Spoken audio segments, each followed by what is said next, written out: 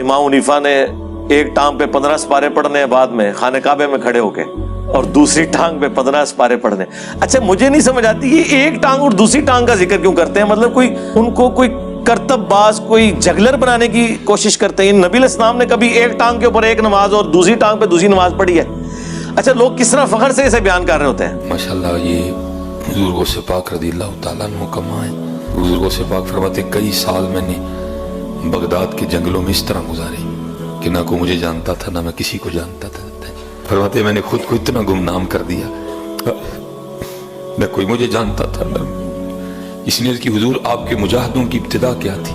آپ نے فرمایا میرے مجاہدوں کی ابتدا یہ تھی کہ ابتدا میں ہر رات ایک پاؤں پہ کھڑا ہو کر ایک قرآن کریم تلاوت کیا کرتا تھا۔ پھر ایک وہ بھی وقت آیا جب آپ فرماتے میں نے 40 سال عشاء کے وضو سے نماز فجر ادا کی ہے۔ آپ فرماتے 40 سال میں نے عشاء کے، اور میں نے ایک جگہ پڑھا ہے امام اعظم امام ابو حنیفہ رحمۃ اللہ تعالیٰ فرماتے ہیں امام صاحب نے 60 سال اس طرح روزہ رکھا، کسی کو پتہ نہیں چلا۔ 60 سال تک امام صاحب نے اس طرح روزہ رکھا، کسی کو پتہ نہیں چلا۔ سیدنا غوث اعظم فرماتے ہیں میں نے 40 سال عشاء کے وضو سے فجر پڑھی۔ اتنا عرصہ وہ روزانہ کتنی عبادت کر رہے ہیں، عشاء کے لیے وضو کیا، ساری رات عبادت میں گزاری، صبح فجر ہو گئی۔ 40 سال فرماتے ہیں 15 سال میں نے اس طرح گزارے، عشاء کی نماز کے بعد اپنے حجرے میں جاتا، کھونٹی گاڑی ہوئی تھی دیوار میں، کچھ بھی سمجھ لیں ہک لگایا ہوا، اس کو پکڑ لیتا اور ایک ٹانگ اٹھا لیتا، بسم اللہ الرحمن الرحیم سورہ فاتحہ سے قرآن پڑھنا شروع کرتا، اور اٹھائی ہوئی ٹانگ زمین پر اس وقت رکھتا تھا جب پورا قرآن ختم کر لیتا تھا۔ 15 سال اس طرح گزارے، 25 سال جنگلوں میں، 40 سال عشاء کے وضو سے فجر، اور 15 سال 80 دن تک آپ کا بھوکا رہ کر عبادتیں کرنا ثابت ہے۔ یہ کرامت تھی آپ کی۔ 80 دن کوئی انسان نہ کھائے پیے زندہ نہیں رہ سکتا۔ حضور غوث الثقلین رحمۃ اللہ علیہ 15 سال تک رات بھر میں ایک قرآن کریم ختم کرتے رہے۔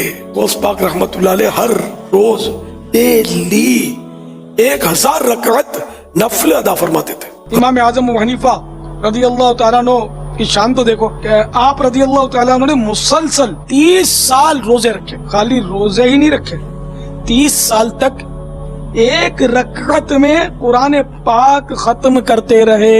ایک روایت کے مطابق 45 سال تک عشاء کے وضو سے فجر کی نماز ادا کی۔ جس مقام پر آپ کی وفات ہوئی رضی اللہ تعالیٰ عنہ، اس مقام پر آپ نے 7000 بار قرآن پاک ختم کیے۔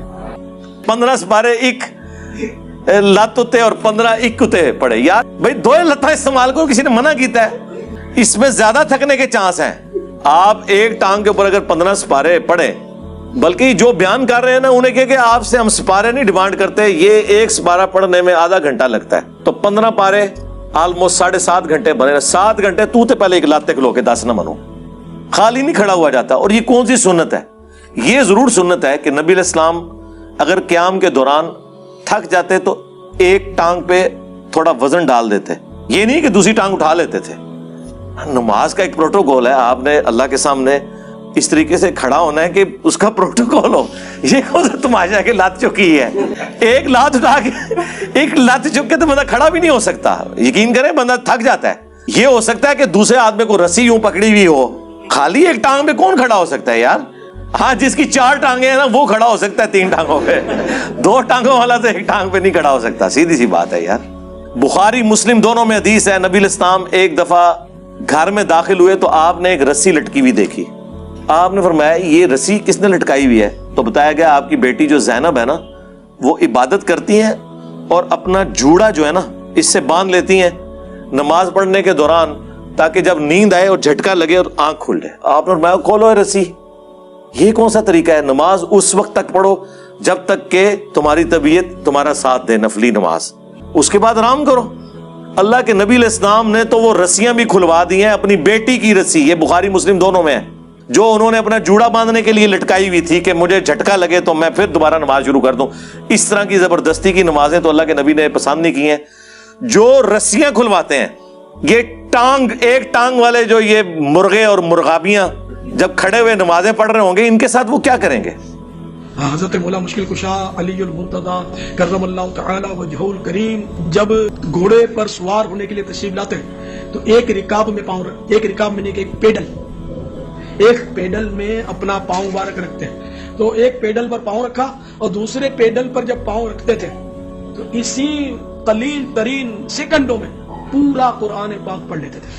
مولا علی علیہ السلام کے بارے میں کہا جاتا ہے کہ وہ گھوڑے کی ایک رکاب میں پاؤں رکھتے تو قرآن شروع کرتے, دوسری رکاب تک پاؤں لے کر جاتے, قرآن کی تلاوت مکمل کر لیتے ہوں گے. 3 دفعہ سورہ اخلاص پڑھتے ہوں گے. باقی تو یہ پاسبلٹی نہیں ہے اس طریقے سے, نہ نبی الاسلام نے اس چیز کی اجازت دی ہے, نہ آپ نے کوئی ایسا معجزہ کر کے دکھایا ہے. ایسی تو کوئی بات نہیں ہے. اس کے الٹ بخاری مسلم میں ملتا ہے کہ تم میں سے کسی کی استطاعت ہے کہ وہ ایک رات میں تہائی قرآن پڑھ دے. صحابہ نے کہا کہ کون اس کی استطاعت رکھے گا؟ تو آپ نے فرمایا سورہ اخلاص پڑھ لو, یہ تہائی قرآن کے برابر ہے. تو وہ تہائی قرآن کے برابر ہے سورہ اخلاص. تو اس میں یہ آج بھی ممکن ہے کہ آپ ایک رکاب میں پاؤں رکھیں اور دوسرے میں رکھنے سے پہلے پورے قرآن کا ثواب حاصل کر لیں 3 دفعہ سورہ اخلاص پڑھ کے. پھر بخاری مسلم میں وہ حدیث ہے جو 3 اصحاب غیر موجودگی میں نبی الاسلام کی ازواج کے پاس پردے میں آ کے حضور کے معاملات پوچھتے ہیں. وہ نبی الاسلام تو ایک نارمل زندگی گزار رہے تھے, آپ رات کو سوتے بھی تھے, آپ نفلی روزہ رکھتے بھی تھے, نہیں بھی رکھتے تھے. تو بخاری مسلم کے الفاظ ہیں, انہوں نے نبی الاسلام کی عبادت کو ہلکا جانا اور پھر آپس میں گفتگو کرتے ہوئے کہا کہ اللہ کے نبی تو بخشائے ہیں, ان کو کیا ضرورت ہے. ایک نے کہا کہ میں پوری زندگی شادی نہیں کروں گا, صرف اللہ اللہ کروں گا. دوسرے نے کہا کہ میں روزانہ روزہ رکھوں گا, اور تیسرے نے کہا کہ میں روزانہ پوری رات جاگا کروں گا. یہ کہتے ہیں 40 سال تک عشاء کے وضو سے فجر اے تکیو کیا ہوندا ہے انہاں نال. یہ چلے گئے, یہ باتیں کر کے وہ وہاں پہ گئے تو نبی الاسلام کی زوجہ محترمہ جو تھی انہوں نے سن لیا, اور جب حضور واپس آئے تو انہوں نے کہا کہ جی وہ آپ کے چیتے آئے تھے یہ دعوے کر کے گئے ہیں. حضور نے کہا بلاؤ ان کو. بخاری مسلم کے الفاظ ہیں, بلایا گیا. آپ فرمایا اللہ کی قسم میں تم سے زیادہ اللہ کا تقوی رکھتا ہوں. یہ پہلا جملہ یہ چھکا تھا کہ تم تقوی اور نیکوکاری یہ سمجھتے ہو کہ یہ حرکتیں کرو گے اور مجھ سے زیادہ کوئی نیک ہو سکتا ہے؟ میں اللہ کا پیغمبر ہوں, میں تم سے زیادہ اللہ کا تقوی رکھتا ہوں. میں نفلی روزے رکھتا بھی ہوں, چھوڑ بھی دیتا ہوں, میں رات کو آرام بھی کرتا ہوں اور اٹھ کے نماز بھی پڑھتا ہوں. یعنی ایک نارمل لائف گزار رہا ہوں. اور میں نے بیویاں بھی رکھی ہوئی ہیں, نکاح کیے ہوئے ہیں. پھر آپ نے فرمایا فمن رغب عن سنتی, جس نے میری سنت کو چھوڑ دیا. اس میں امپلائیڈ ہے کہ تینوں چیزوں کے بارے میں آپ نے مشترکہ کہا کہ فمن رغب عن سنتی, جس نے میرے طریقے کو چھوڑ دیا. یعنی میرے طریقے میں تینوں چیزیں کہ نکاح کرنا چھوڑ دیا, یا اس نے روزانہ جاگنا شروع کر دیا, عشاء کے وضو سے 40 سال تک فجر پڑھنی شروع کر دی, میرے لو فارغ جائے. او ایک بازیگر تے ہو سکتا ہے, اللہ نے نبی دا مننے والا نہیں ہو سکتا. تو خدا کے لیے اپنے بزرگوں کو بے عزت ہونے سے بچائیں. یہ فضیلت نہیں ہے, یہ اگر ان کی بزرگی کو اگر کوئی ختم کرنے والی چیز ہے وہ یہ ہے کہ 40 سال تک عشاء کے وضو سے فجر پڑھتے تھے.